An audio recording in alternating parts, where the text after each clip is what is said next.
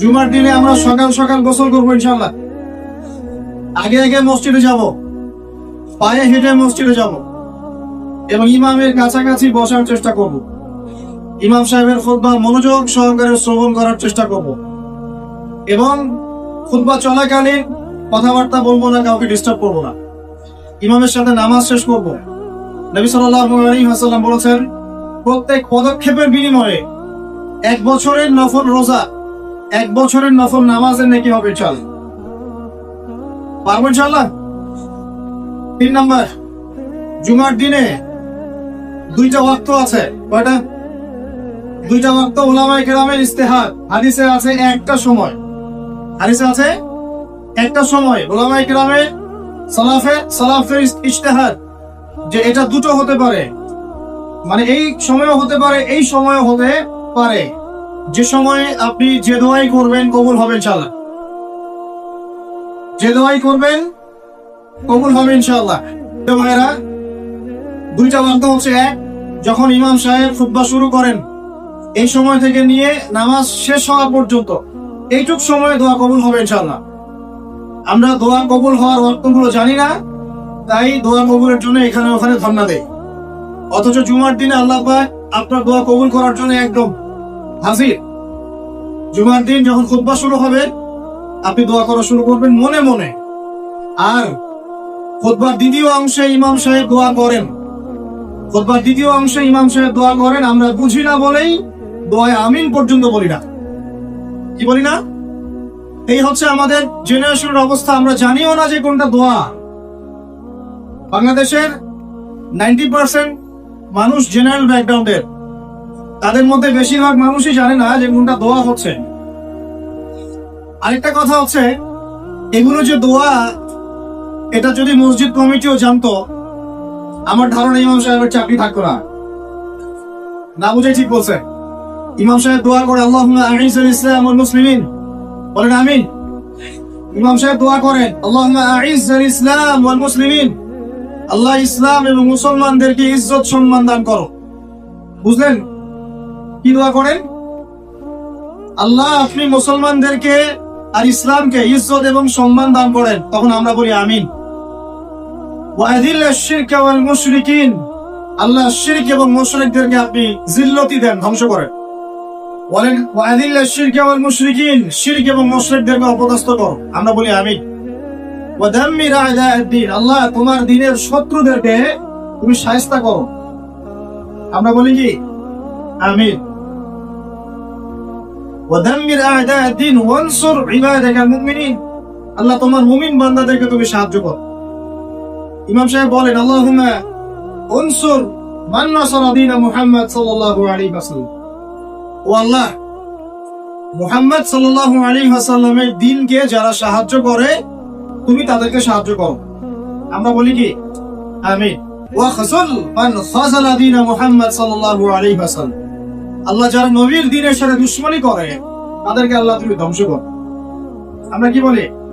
এখন বলেন, এই দোয়ার অর্থ যদি বাংলাদেশের সবাই বুঝতো, তাহলে কি ইমাম সাহেব দোয়া করার সময় আমরা চুপ করে বসে থাকতাম, মোবাইল টিপতাম, একে অপরের সাথে গল্প করতে পারতাম মসজিদে?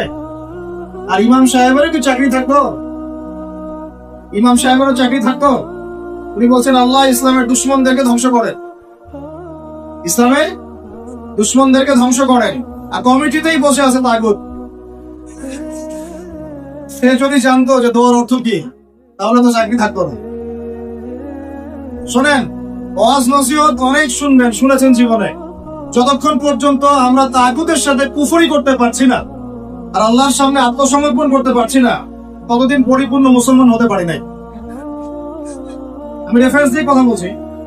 আল্লাহ পাক সূরা বাকারায় আয়াতুল কুরসি নাযিল করেছেন 255 নম্বর আয়াত। কত নম্বর? যেটা প্রত্যেক ফরজ নামাজের পরে পড়তে হয়, ঘুমানোর আগে পড়তে হয়, এবং এটা আপনাকে হেফাজত করবে। আল্লাহ পাকের রহমতে একজন ফেরেশতা আপনাকে প্রোটেক্ট করবে। ঠিক তার পরে একটা পড়ে দেখছেন কখনো? আয়াতুল কুরসি কয়জন পড়েছেন? আপনার এর পরের একটা কয়জন পড়েছেন?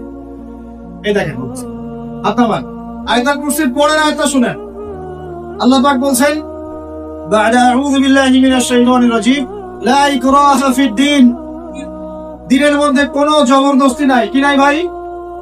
দিনের মধ্যে কোনো জবরদস্তি নাই। ক্বাদ তাবায়্যানা রুশদু মিনাল গায়, মানে সত্য মিথ্যা, আলো অন্ধকার, হক বাতিল স্পষ্ট হয়ে গেছে। যেটা হেদায়েত আর যেটা গোমরাহি এটা স্পষ্ট হয়ে গেছে। স্পষ্ট হয় নাই? তারপর আল্লাহ বলছেন মান ইয়াকফুর বিত-তাগুতি ওয়া ইউমিন বিল্লাহ ফাকাদ ইসতামসাকা বিল উরওয়াতিল উসকা। এই আয়াতটা তো আমরা অনেকে জানি না। আল্লাহ পাক বলেছেন মান ইয়াকফুর বিত-তাগুত, যে বা যারা তাগুতকে অস্বীকার করলো বা তাগুতের সাথে কুফরি করলো, ওয়া ইউমিন বিল্লাহ, এবং আল্লাহর প্রতি ঈমান নিয়ে আসলো, ফাকাদ ইসতামসাকা বিল উরওয়াতিল উসকা, সে ব্যক্তি একটা শক্ত রশি আঁকড়ে ধরলো, লা ইনফিসামা লাহা, যেটা কখনো ছিঁড়ে যাবে না ইনশাআল্লাহ। তাহলে আল্লাহ পাক এই আয়াতে বলছেন আপনাকে তাগুতের সাথে কুফরি করতে। কার সাথে? তাগুতের সাথে কুফরি করতে এবং মুমিন হতে। ঈমানদার হতে হলে তাগুতের সাথে কুফরি করতে হবে, আর তাগুতের প্রতি ঈমান রাখলে মুমিন হওয়া যাবে না। কথা বোঝা যাচ্ছে? তাহলে এখন ডেফিনেশন কি তাগুতের? কাকে বলে এটা? যেটার প্রতি কুফরি না করলে আমি মুমিন হতে পারবো না। এক, আল্লাহ বাদ দিয়ে যার ইবাদত করা হয় সেটা তাগুত। আল্লাহ বাদ দিয়ে যার ইবাদত করা হয় সেটা তাগুত। আল্লাহ বাদ দিয়ে এমন কারো দাসত্ব করা যেটা আল্লাহ রাব্বুল আলামিনের কোরআন এবং সুন্নাহ শরীয়তের মূলনীতির বাইরে, তাগুত। এমন কোন বিধান যেটার দাসত্ব করলে আল্লাহর কোরআনের বিধানকে অবজ্ঞা করা হয়, ওটাও তাগুত। এমন কোন সিস্টেম যে সিস্টেমটা আল্লাহ এবং তার রাসূলের বিধান মোতাবেক চলে না, গায়রুল্লাহর বিধান মোতাবেক চলে, ওটাও তাগুত। আমার কথা কি বোঝা যাচ্ছে? ভয় লাগতেছে? তাগুতের সাথে কুফরি না করতে পারলে মুমিন হতে পারবেন না। এখন টপ টু বটম সব তাগুত, টপ টু বটম সব তাগুত। আমাদের উচিত ইসলামের মধ্যে এই আয়াতের অনুযায়ী আমল করা। আল্লাহ পাক বলেছেন উদখুলু ফিস সিলমি কাফা, তোমরা পরিপূর্ণরূপে ইসলামে প্রবেশ করো, আংশিক প্রবেশ করো না ভাই, আংশিক ইসলামে প্রবেশ করো না, পরিপূর্ণ ইসলামে প্রবেশ করো। আমরা এখন পর্যন্ত নামাজও পড়ি, সুদও খাই, মাশাআল্লাহ। আমরা এখন পর্যন্ত নামাজও পড়ি, বেপরদায় চলি, নামাজও পড়ি, বছর বছর হজ উমরাও করি, মাঝে মাঝে দান সাদাকা করি, কিন্তু যাকাত দেই না। আমরা আল্লাহর বিধানের কথা বলি, মুখে কালিমা লা ইলাহা ইল্লাল্লাহ কথা বলি ঠিকই, কিন্তু অন্যায়ভাবে মানুষের উপর জুলুম করতেই আছি। আমরা লা ইলাহা ইল্লাল্লাহ বলি ঠিকই, তারপরেও লা ইলাহা ইল্লাল্লাহর একটা বিধানও বাস্তবায়ন করি। বাস, এখন কতটুকু মুমিন আছি আর কতটুকু মুসলমান আছেন, আর এই প্রোটেস্ট্যান্ট ভার্সন ইসলাম পালন করলে কি ফায়দা হবে এটা আপনি বুঝতে চেষ্টা করুন। বলছিলাম যে অন্তত পক্ষে জুমার খুতবা চলাকালীন এবং জুমার খুতবায় যে দোয়াগুলো হয় তখন আমিনটুকু বলেন। আমাদের আরবির এমনই বেহাল দশা, ইমাম সাহেব কি তেলাওয়াত করছে ওইটুকু আমাদের জ্ঞান নাই। ইমাম সাহেব তেলাওয়াত করছে ইয়া আইয়ুহাল্লাযীনা আমানু ইত্তাকুল্লাহ, হে মুমিনগণ তোমরা আল্লাহকে ভয় করো, ওয়া যারু মা বাকিয়া মিনার রিবা, তোমরা সুদের অবশিষ্ট অংশ মানে সুদ ছেড়ে দাও, ইন কুনতুম মুমিনিন, যদি প্রকৃতপক্ষে মুমিন হয়ে থাকো তাহলে ছেড়ে দাও। কি ছেড়ে দাও ভাই? সুদ। কে বলছেন? আল্লাহ। তারপরে আল্লাহ পাক বলছেন ওয়া ইল্লাম তাফআলু, যদি তোমরা সুদ না ছাড়ো, ফাআযানু বিহারবিন মিনাল্লাহি ওয়া রাসূলিহি, তোমরা আল্লাহ এবং তার রাসূলের সাথে যুদ্ধের ঘোষণা শুনুন। কি বুঝলেন? কি বুঝলেন? যে ব্যক্তি সুদ খায় সে কার সাথে যুদ্ধ করতেছে? আর রাসূলের সাথে। যে ব্যক্তি সুদ খায় সে আল্লাহর সাথে যুদ্ধ করে, রাসূলের সাথে যুদ্ধ করে। মুসল্লি যারা দাঁড়িয়ে আছে, ইমাম সাহেব তেলাওয়াত করছে এই আয়াতটা, মুসল্লি হাই উঠাচ্ছে, হাই উঠাচ্ছে। এই হলো আমাদের আরবির অবস্থা। কোরআনের যে ক আমরা জানি না এটা তার অবস্থা। এই জন্যই বাংলাদেশের মতো জায়গায় যারা 1.5 মিনিটের খুতবা দিতে 30টা ভুল করে তারাও শায়েখ হয়ে বসে আছে। 1.5 মিনিটের খুতবা খালি ইন্নাল হামদুলিল্লাহি নাহমাদুহু ওয়া নাস্তাঈনুহু ওয়া নাস্তাগফিরুহু ওয়া নু'মিনু বিহি ওয়া নাতাওয়াক্কালু আলাইহি বলতে থাকতে হবে, 1.5 মিনিট লাগবে। এর মধ্যে 30টা ভুল হচ্ছে। বুলবুল এমন যে একটার সাথে একটা অর্থ এত পার্থক্য হচ্ছে আসমান আর জমিন।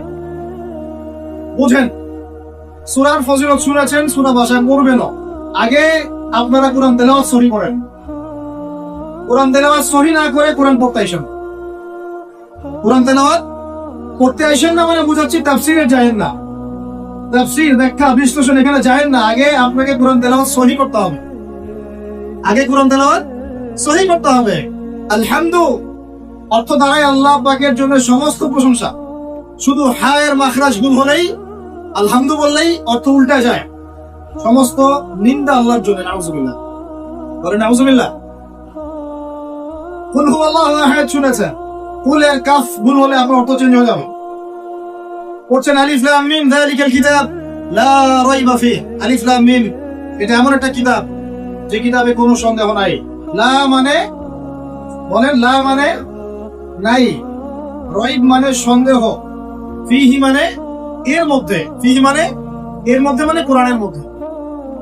তো এখন লা মানে নাই, যেটাতে মদ আছে, আর যেটা লা, যেমন ইন্নাল ইনসানা লাফি খুসর, ইন্না নিশ্চয়ই, আল ইনসান মানুষ, মানব জাতি।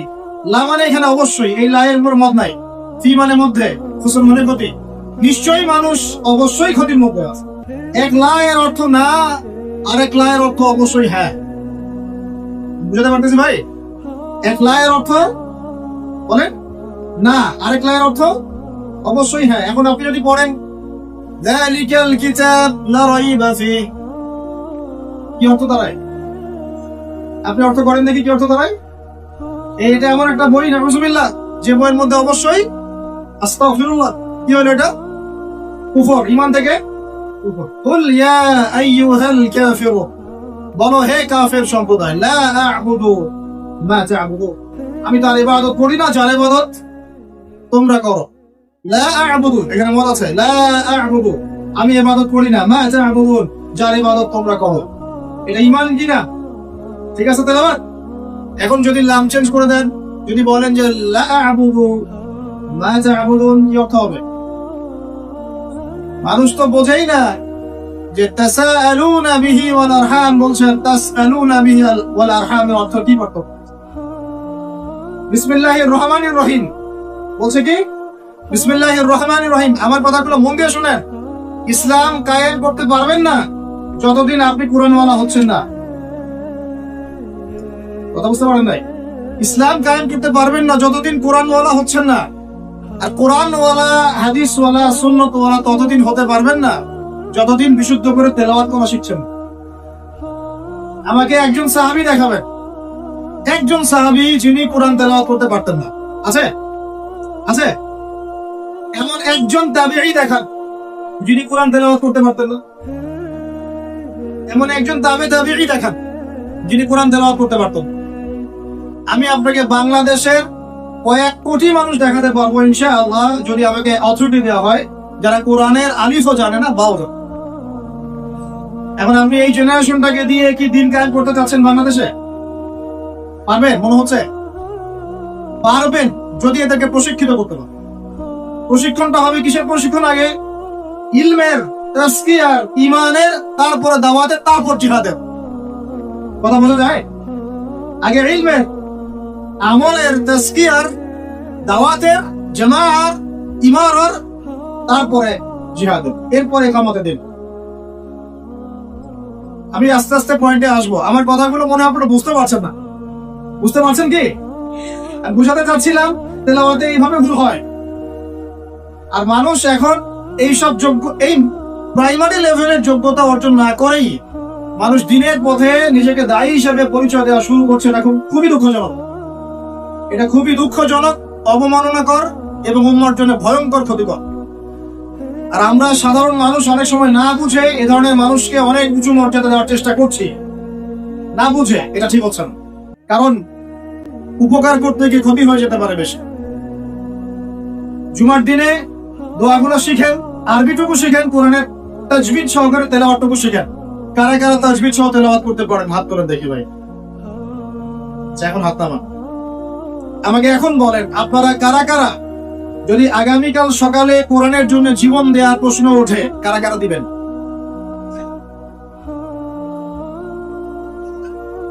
হাত নামান। ওয়াল্লাহি আল্লাহর কসম করে বলছি আপনারা পারবেন না। আচ্ছা আচ্ছা, ইনশাআল্লাহ আল্লাহ কবুল করেন। তাহলে আমাকে আগে কুরআন তেলাওয়াতটা সহি করে দেখেন। জীবন দেয়া অনেক পরের কথা, জীবন দেয়া অনেক বড় কথা কি না? এটা কি এত সহজ? এত সহজ না ভাই, এত সহজ না। 3 দিনের রিমান্ডে একদম আপাদমস্তক সব চেঞ্জ হয়ে যাও। 3 ঘন্টা রিমান্ডে, মাত্র 3 ঘন্টা। বড় বড় ইমানদারের রিমান্ড দেখবেন যে বের হয়ে গেছে পিছন দিক দিয়ে, নাই শেষ নাই। এত সহজ না আল্লাহর জন্য জীবন দেয়া। আগে আল্লাহর জন্য তো আপনি নামাজই পড়তে পারছেন, আপনি আল্লাহর জন্য তাহাজ্জুদই উঠতে পারছেন। তাহাজ্জুদই তো উঠতে পারছি না আমরা তাহাজ্জুদে উঠতে না পারি, রাতে জেগে আছেন, রাতের একটা অংশ তো নামাজ পড়ছেন না। আল্লাহর জন্য তো আপনি দোয়া কালাম গুলো মুখস্থ করলেন না, কুরআনটাও তেলাওয়াত করে এখনো শিখলেন না। 40টা হাদিস আপনি মুখস্থ বলতে পারছেন, এখন পর্যন্ত আল্লাহর জন্য আপনি হালাল খাওয়া শুরু করতে পারলেন না। আমি কাউকে উদ্দেশ্য করে কথা বলছি না, আমভাবে বলছি। তো যদি বলি এখানে যদি কেউ চোখ থাকেন তার উপর একটা চর, তাহলে কি আপনি দাঁড়ায় বলবেন যে আমি সেই চোখ? কিছু মানুষ তো বলছে আর কি। এখন বাদ দেন, আল্লাহর জন্য এখন পর্যন্ত আমরা হালাল খাওয়া তো ধরতে পারলাম না, শুধু খেয়ে যাচ্ছি। আয়াত একটা তেলাওয়াত করলাম, এটা আল্লাহর সাথে যুদ্ধ করা, নবীর সাথে যুদ্ধ করা। ইমাম সাহেব তেলাওয়াত করে, আমি বুঝি না, আমার হাই উঠে। নামাজে দাঁড়ায় চেয়ার নিয়ে কারাকারি করি, কে আগে চেয়ার নিয়ে কারাকারি। নামাজে দাঁড়াই নড়া চড়া, বুঝি না যে কি হচ্ছে নামাজে, কার সামনে দাঁড়িয়েছি, কি বলছি। আর আল্লাহ পাক যে আমাকে দেখছেন, আমার যে নামাজে আল্লাহর সামনে দাঁড়িয়ে আমি আছি, আল্লাহ পাকের সামনে আমাকে এভাবেই কিয়ামতের দিন মানে ইন্ডিভিজুয়ালি দাঁড়াতে হবে। নামাজ কি ফিলিংস দিবে? নামাজে দাঁড়িয়ে গা চুলকাচ্ছি, আঙ্গুল ফুটাচ্ছি, নড়াচড়া করছি, হাই উঠাচ্ছি। আর ইমাম সাহেব যদি একটু তেলাওয়াতটা লম্বা করে ফেলছে, ব্যাস, তাহলে তো অবস্থা নেই, পরের দিন থেকে চাকরি নাই। এতগুলো কথা আমি ভূমিকায় বলতে চাই নাই, শুধু মূল কথাটা হচ্ছে এখানে ভাই আমাদের সবাইকে আগে বেসিকটা ঠিক করতে হবে। রাজি আছে কি নাই? ওয়াজ শুনে কোনো লাভ নাই ভাই, আমার ওয়াজ শুনে কোনো লাভ হবে না। আপনি যদি আপনার বেসিক ঠিক না করেন, আমার ওয়াজ করেও কোনো লাভ নাই। আপনাকে হয়তো এটার জন্য আমি কিছু আজার পাবো, নিয়ার ঠিক থাকলে আপনি শুনেছেন, আপনার কোনো ওজোর থাকবে না কালকে আমাদের মাঠে, ব্যাস এতটুকুই। আদতে এই বাংলার জমিনে দিন কায়েম হবে। আর আমার মনে হয় না যে আমরা সবাই চাই যে আমরা দিনটা কায়েম করি, আমার মনে হয় না আমরা সবাই এটা চাই। গুটি কয়েক কিছু মানুষ চায়, বাকিরা মনে করে কি দরকার এত ঝামেলায় যাওয়ার, কি দরকার, ভালোই তো আছি, স্ত্রী সন্তান বউ বাচ্চা নিয়ে আসি, চাকরি বাকরি করছি, ব্যবসা বাণিজ্য করছি, খাচ্ছি যাচ্ছি, এভাবেই কবরে যাবো।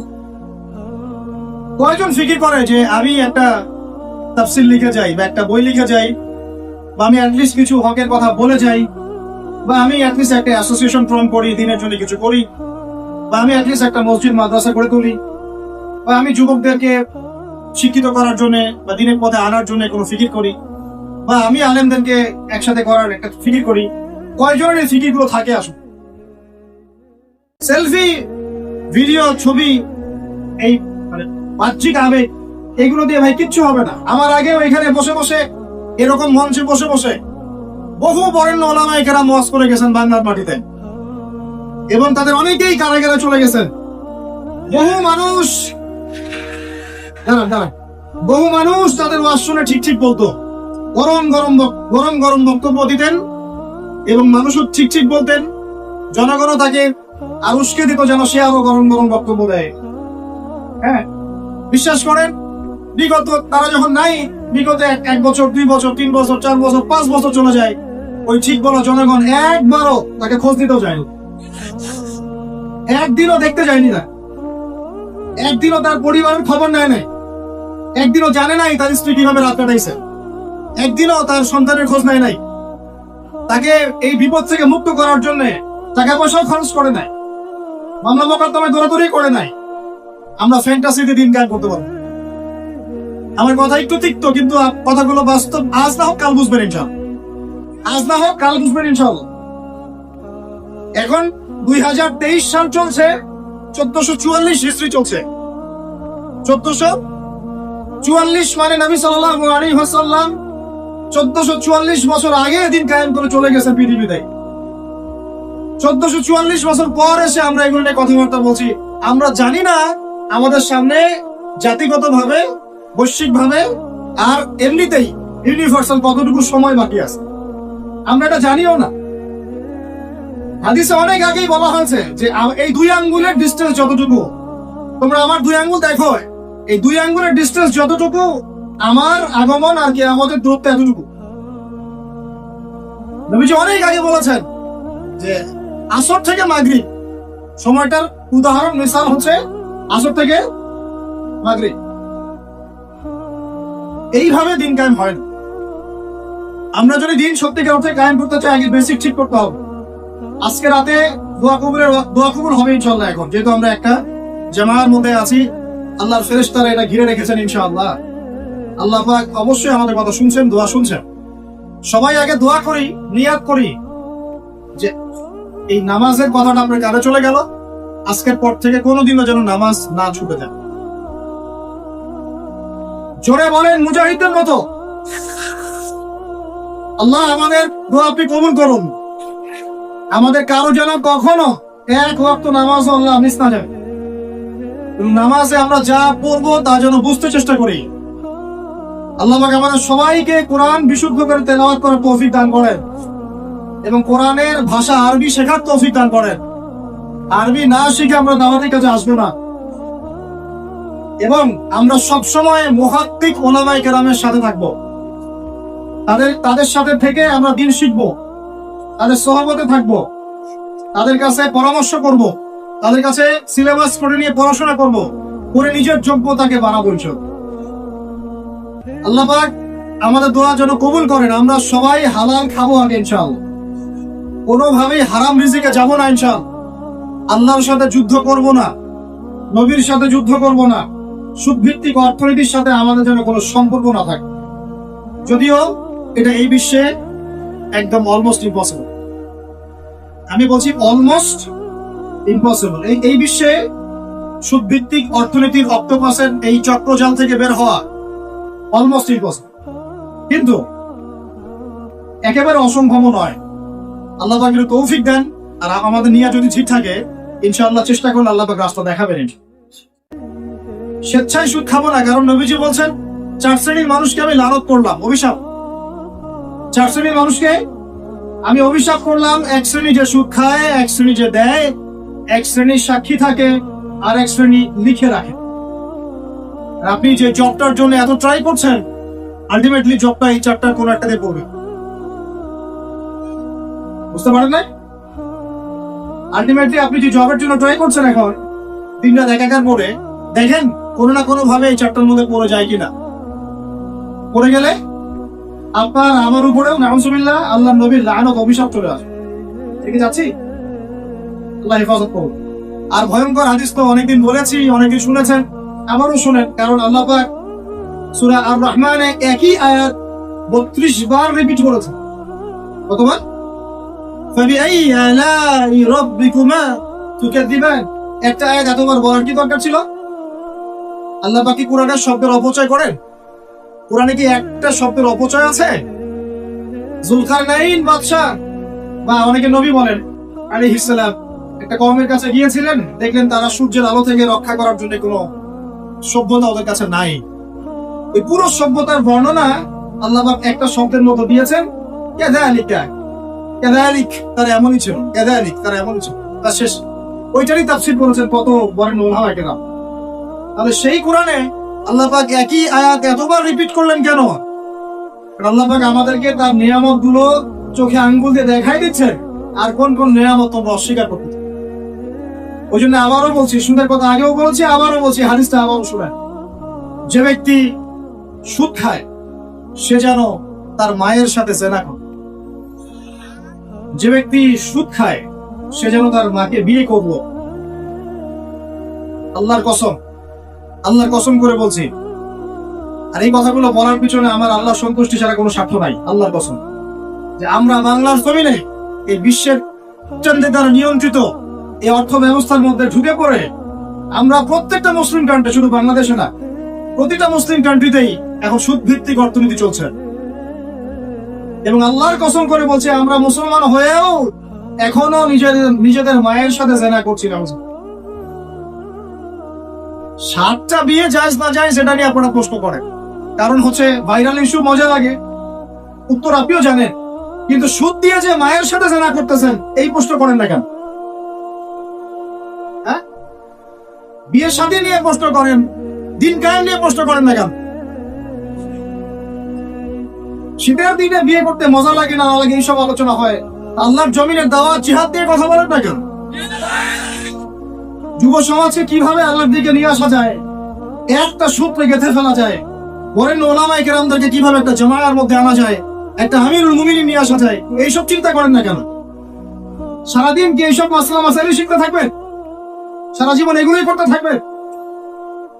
সময় নাই হাতে আমাদের। এই জায়গাগুলো কে পূরণ করবে? এই জায়গাগুলো তো খালি হয়ে যাচ্ছে দিন দিন, কে পূরণ করবে?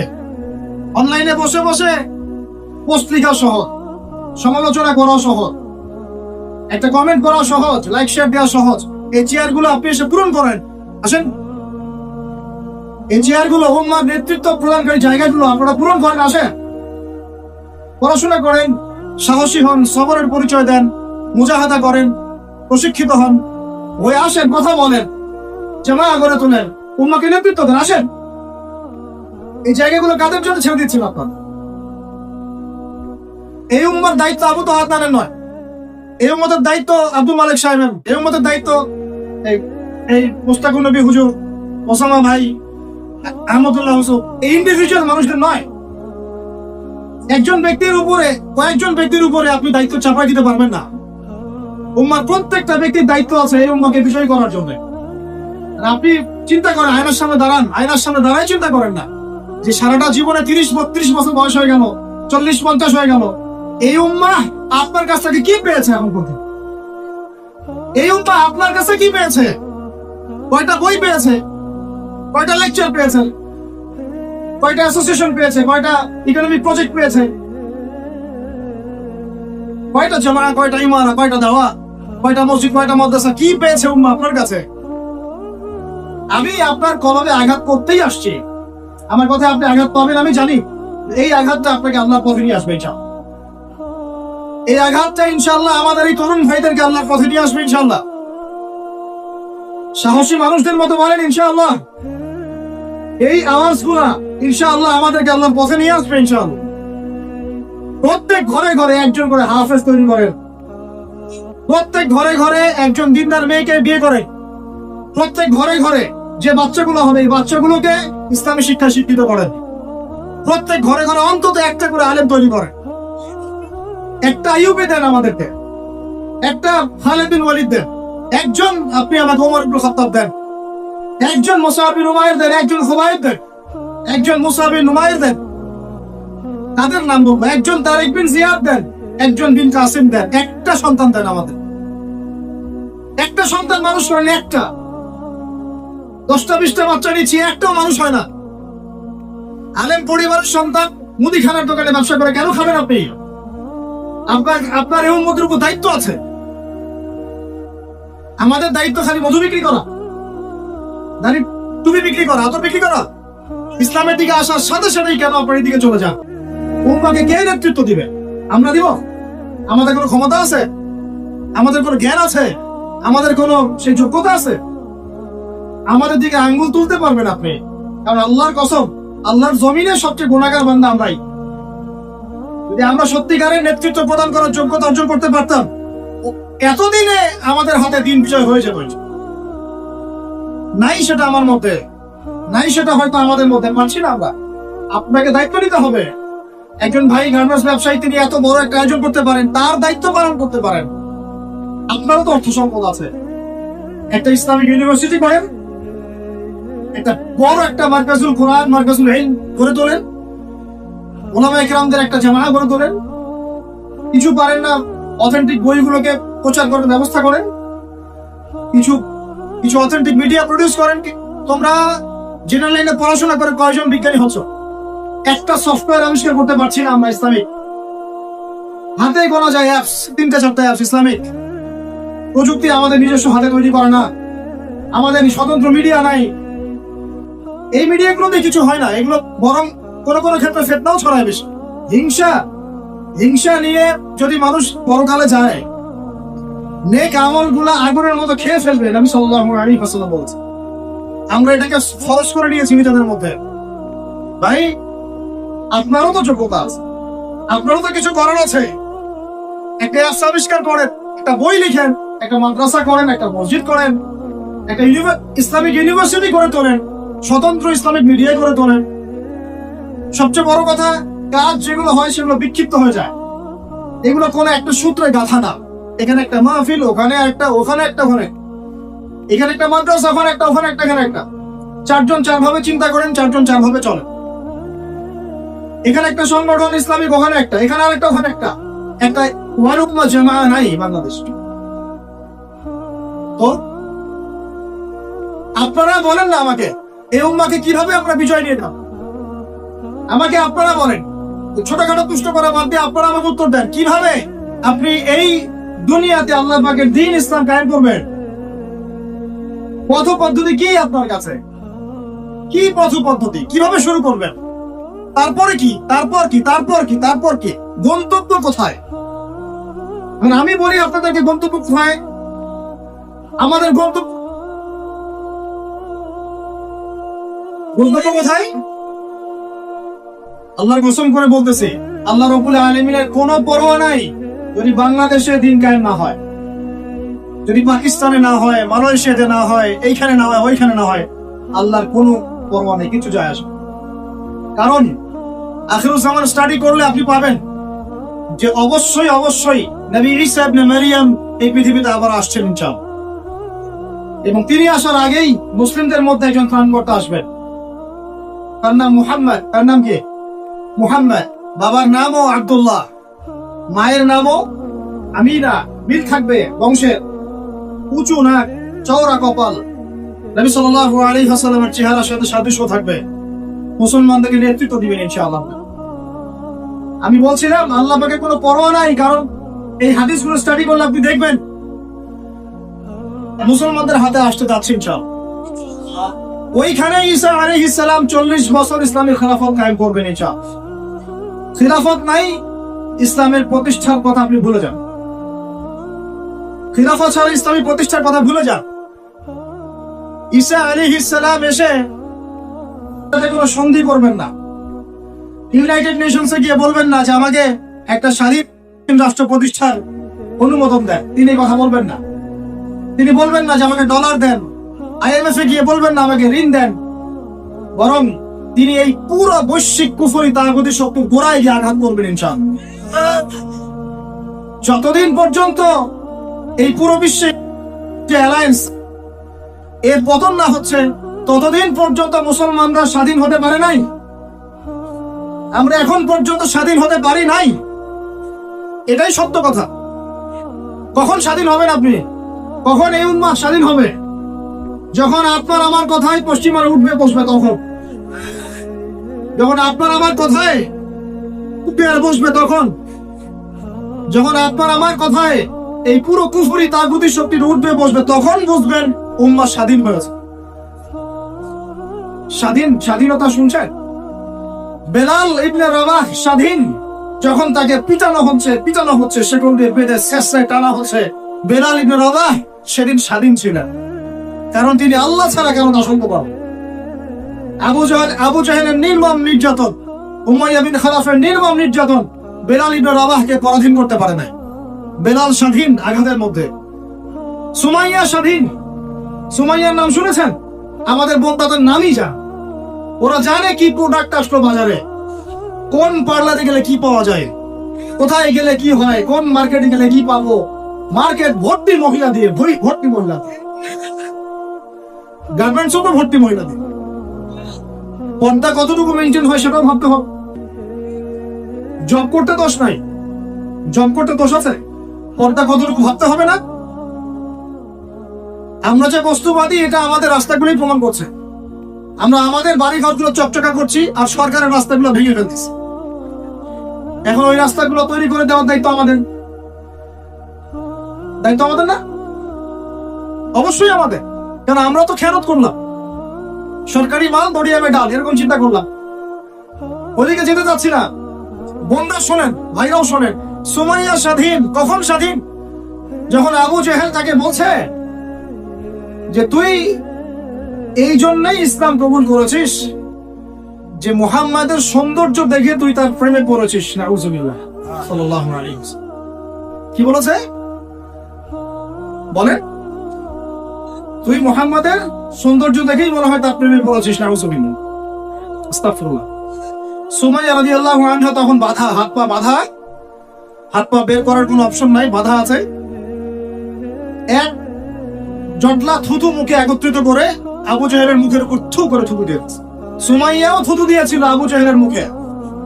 এবার আবু জেহেল কি করেছে শুনে? আবু জেহেল তার কাছে একটা বর্ষা ছিল, বর্ষা চেনা যায়, বর্ষা সামনের অংশ চোখা, এটা দিয়ে সুমাইয়া রাদিয়াল্লাহু আনহার লজ্জাস্থানে আঘাত করে তাকে শহীদ করে দিয়েছে। ব্যথা অনুভব করলেন না? আমি জানি করেন নাই, কারণ সুমাইয়া আপনার কেউ না, সুমাইয়া আপনার কেউ না, সুমাইয়া আমার বোন না, সুমাইয়া আমার স্ত্রী না, সুমাইয়া আমার মা না, সুমাইয়া আমার খালা ফুফু চাচি মেয়ে কেউ না। এই কারণে আমাদের আঘাত লাগে না। যদি আমাদের এই দেহটা যে অবশ, আমাদের উম্মার যে দেহটা যে অবশ, এটা তো বোঝা যায় চলমান বিশ্ব রাজনীতি দেখলেই। বিশ্বের যে কোনো জায়গায় মুসলিমরা আঘাত করছে, মার খাচ্ছে, নির্যাতিত হচ্ছে, দোয়াও তো মুখ দিয়ে বেরো হয় না। তাদের স্মরণে একদিন কেউ রোজা রেখে একটু দোয়াও করে না, নামাজে একটু দোয়াও করে না, দুইটা কথাও বলে না, কোনো মানববন্ধন নাই, কোনো প্রতিবাদ নাই, কিছুই নেই। মানে পুরো দেহটাই প্যারালাইজড, শেষ, অবশ অনুভূতি। আর প্রত্যেকটা বর্ডার এক একটা অনিকেট প্রান্তর, যেখানে অনুভূতি গুলোর ব্যবচ্ছেদ করা হয়েছে, ফিলিংস গুলাকে ব্যবচ্ছেদ করে ফেলে দেওয়া হয়েছে, ফিলিংস নাই। সুমাইয়ার কথা শুনে আমাদের লাগলো না, কারণ সুমাইয়া আমার মেয়ে না, আমার মেয়ে আয়েশা তো আর না, আমার মেয়ে মারিয়াম তো আর না, আমার ছেলে ওমর উসমান তো আর না। সুমাইয়া তখন স্বাধীন, যখন তাকে বর্ষায় শহীদ করা হলো, সে স্বাধীন, জান্নাতে চলে গেল। জুলাইবিস একজন সাহাবী ছিলেন, ছোটখাটো মানুষ, ইসলাম কবুল করে আসছেন। খায়বার যুদ্ধের দিন নবী সাল্লাল্লাহু আলাইহি ওয়াসাল্লাম তার হাতে তাকে তলোয়ার দিয়েছেন এবং তাকে যুদ্ধে মানে অগ্রগামী যে সৈনিকরা থাকে প্রথম কাতারের দিকে, সেখানে থাকার মানে চান্স দিয়েছেন। তাকে মানুষ বিয়ে করতে চাইতো না, কারণ তার চেহারা সুরুত খুব একটা ভালো লাগে না, বংশ নিচু, মানুষের একটা থাকে না প্রেস্টিজ ইস্যু, তার মনে কষ্ট। নবী সাল্লাল্লাহু আলাইহি ওয়াসাল্লাম একদিন প্রস্তাব পাঠালেন, তাকে চিঠি দিয়ে যে তুমি এই চিঠিটা নিয়ে অমুক গোত্রে যাও, গিয়ে বলো যে আমি বলেছি আমাকে যেন মেয়ে দেয়। তখন তারপরেও মেয়ে দিতে যাচ্ছে না, কিন্তু সেই মেয়ে শুনেছে যে আল্লাহর নবী সুপারিশ করেছে, আমার যৌবনের উপর ধিক্কার যদি আমি এই সুপারিশ না রাখি। তিনি বলেন জুলাইবিস যেমনই হচ্ছে চেহারা, আমি তাকে বিয়ে করতে রাজি আছি। তিনি বিয়ে করলেন, সংসার হলো, শুরু হলো। এই সাহাবী খায়বার যুদ্ধে শহীদ হলেন। নবী সাল্লাল্লাহু আলাইহি ওয়াসাল্লাম তার চারপাশে দেখলেন, তার চারপাশে 12 জন ইহুদির লাশ পড়ে আছে। কয়জন? একাই 12 জনকে হত্যা করেছে এই সাহাবী। সুবহানাল্লাহ। আল্লাহর নবী তাকে নিজের হাতে কোলে নিয়েছেন, কোলে মানে তার দেহটা এরকম ছিল, খুব লম্বা চওড়া না, নিজের হাতে কোলে নেওয়ার মতো নিয়ে নিজ হাতে তিনি তাকে দাফন করলেন। আর বললেন যে আমার এই সাহাবীর জন্য হুরে নেঈমরা তাদের দরজা খুলে দিয়েছে। তিনি তখন স্বাধীন। ওমর ইবনুল খাত্তাব তখন স্বাধীন। কখন স্বাধীন? ওমর রাদিয়াল্লাহু আনহু কোরআন খুলে সূরা তাহা পড়ছেন, তাহা পড়তে পড়তে তার ভিতরে ফিলিংস চলে আসলো যে না, এটা আল্লাহর পক্ষ থেকে আসছে। তিনি বলছেন খুযুনি ইলা রাসূলিল্লাহি ওয়া আসহাবি, আমাকে আল্লাহর রাসূলের কাছে নিয়ে চলো, তার সাহাবীদের কাছে নিয়ে চল। তাকে নিয়ে যাওয়া হলো। ভিতরে হামজা ছিলেন রাদিয়াল্লাহু আনহু, তাকে টেনে নিয়ে আসলেন ভিতরে। বলছেন তরোয়াল নিয়ে আসছো কি জন্য? হ্যাঁ, আলা তানতাহি হাত্তা ইয়াজআল আল্লাহু বিকা কারিয়া, ততক্ষণ পর্যন্ত কি তুমি ক্ষান্ত হবে না যতক্ষণ আল্লাহর গজব না আসছে তোমার উপরে? ওমর ইবনে খাত্তাব বলছেন ইয়া রাসূলুল্লাহ, হে আল্লাহর রাসূল, জিতুকা উমিনু বিল্লাহি ওয়া রাসূলিহি, আমি আপনার কাছে এসেছি আল্লাহ এবং আপনার প্রতি ঈমানদার হয়ে এসেছি। ওয়া বিমা জিতা বিহি মিন ইনদিল্লাহ, এবং আপনি আল্লাহর পক্ষ থেকে জানিয়ে এসেছেন এই কোরআনের প্রতি ঈমানদার হয়েই আমি আপনার কাছে এসেছি। আশহাদু আল্লা ইলাহা ইল্লাল্লাহ ওয়া আশহাদু আন্না মুহাম্মাদান আবদুহু ওয়া রাসূলুহু, কালিমা পড়লেন, মুসলিম হলেন, স্বাধীন হলেন। আগে পরাধীন ছিলেন। বুঝতে পারছেন না কথা? এরপরে তিনি সবার দরজায় গিয়ে নক করলেন, আবু জাহেলের বাসায় নক করে বলছেন, হাল আলিমতা আন্নী কদ আসলামত, তুমি কি জানলা যে আমি ইসলাম কবুল করেছি? আবু জাহেল, তুমি কি জানলা, শুনলা যে আমি ইসলাম কবুল করেছি? আরেকজনের বাসায় যান, উমাইয়া বিন খালাফ, হাল আলিমতা আন্নী কদ আসলাম, তুমি কি জানলা আমি ইসলাম কবুল করেছি? ওয়াত্তাবা'তু মুহাম্মদ সাল্লাল্লাহু আলাইহি ওয়াসাল্লাম, আমি আল্লাহর রাসূলের ইত্তেবা করেছি। এরপর কুরাইশদের এই কাবার সামনে গিয়ে বলছেন, ইয়া মা'শারাল কুরাইশ, হে কুরাইশ তোমরা শুনো, ই'লামু আন্নী কদ আসলামত, তোমরা জেনে রাখো যে আমি ইসলাম কবুল করেছি। ওয়া শাহিদতু আল্লা ইলাহা ইল্লাল্লাহ ওয়া আন্না মুহাম্মাদান আবদুহু ওয়া রাসূলুহু। এবার কুরাইশরা গিয়ে তার উপর আক্রমণ শুরু করলো। 40 জন 50 জন গিয়ে তাকে জাপটে ধরতেছে, তিনি একাই লড়তেছেন সবার সাথে। একজন এসে পরামর্শ দিচ্ছেন, ওই যে আপনারা যারা হিকমতের দোহাই দিয়ে কাপুরুষতাকে আড়াল করতে চান, তারা শুনেন ওয়াজটা ভালো করে। যারা হিকমতের দোহাই পেরে কাপুরুষতাকে আড়াল করতে চান তারা শুনেন। উনি এসে বলেছেন যে আফালা কুনতা কাতান্ত, তুমি কি ইসলাম কবুলের এই বিষয়টাকে গোপন রাখতে পারতা না? কি দরকার ছিল এভাবে প্রকাশ্যে বলার? কি দরকার ছিল এভাবে কাফেরদের সাথে একটা দ্বন্দ্বে জড়ানো? শোনেন তারপরে তিনি কি বলছেন। তিনি বলছেন যে ওয়াল্লাহি, আল্লাহর কসম করে বলছি, লা উফাররিকান্না বাইনাল হাক্কি ওয়াল বাতিল কামা ফাররাকা আল্লাহু বাইনাল লাইলি ওয়ান নাহার। আল্লাহু আকবার। তিনি বলছেন, আল্লাহর কসম করে বলছি, আমি রাত এবং দিন আল্লাহ পাক যেভাবে আলাদা করে দেন, এইরকম করে আমি সত্য আর মিথ্যা আলাদা করে দেব ইনশাআল্লাহ। আল্লাহু আকবার। এরপরে তার নাম হয়েছে আল ফারুক। কি নাম হয়েছে? ওমর এখন স্বাধীন। বলেন আমাকে, উম্মাহ স্বাধীন? উম্মাহ স্বাধীন? কিছু করতে গেলেই বলবে স্যাংশন দিয়ে দিব, কিছু বললে বলবে যে একদম টাকার মান কমাই দিব। আরো কিছু যদি বলতে চায় আমাদের প্রশাসন গভর্নমেন্ট, তারা যদি আরো বড় পদক্ষেপ নিতে চায়, প্রশাসন গভর্নমেন্ট যদি বলতে চায়, বলতে পারে বা বলে ওই ইউনাইটেড নেশনসে গিয়ে যে আমরা আমাদের দেশ থেকে আমাদের সেনাবাহিনী পাঠাবো, আমাদের পক্ষে, আমাদের মুসলিমদের পক্ষে যুদ্ধ করবে, এই কথা যদি বলতে পারে বা বলে, দেখবেন তাদের সমস্ত শক্তি দিয়ে বাংলাদেশকে আক্রমণ করে ফেলছে। আপনি আমাকে বলেন আমরা স্বাধীন? উম্মাহ স্বাধীন? ওই তাগুতি শক্তির, বিশ্বকুফরি শক্তির পরাজয় না হওয়া পর্যন্ত মুসলমানরা স্বাধীন না। আর ঈসা ইবনে মারিয়াম এই গাল গল্প করতে আসবেন না। তিনি মানুষকে খালি সুরসুরি মার্কা ওয়াজ করতে আসবেন না, তিনি আসবেন ওই গোড়ায় আঘাত করতে ইনশাআল্লাহ। আল মাহদি মানুষকে সুরসুরি মার্কা ওয়াজ করবেন না, খালি ফজিলত ফজিলত, এভাবে নয়। তিনি আসবেন দাওয়াতের মিশন নিয়ে, উম্মাহকে ঐক্যবদ্ধ করবেন, কুফারদের সাথে মুসলমানদের একদম হবে, তারপরে এদের একটা একটা করে খুঁজে বের করে। আল্লাহর কসম করে বলতেছি, আমাদের একটা মুসলিম ভাইয়ের রক্ত বৃথা যাবে না, একজন শিশুর রক্ত বৃথা যাবে না ইনশাআল্লাহ। একজন বোনের ইজ্জতের মূল্য ওদেরকে দিতে হবে ইনশাআল্লাহ। 1914 সাল থেকে 2023 পর্যন্ত প্রায় 3.5 লক্ষ মানুষকে হত্যা হয়েছে, এর হিসেব আমরা দিবেন ইনশাআল্লাহ। এর হিসেব আমরা নিব ইনশাআল্লাহ, আমরা ছাড়বো না ইনশাআল্লাহ। আর মনে রাখেন, আমাদের এখানে কি হবে তার কোনো আল্লাহ পাক করবেন না। আল্লাহ পাক জানেন কোন জায়গা থেকে দিন কায়েম করতে হবে।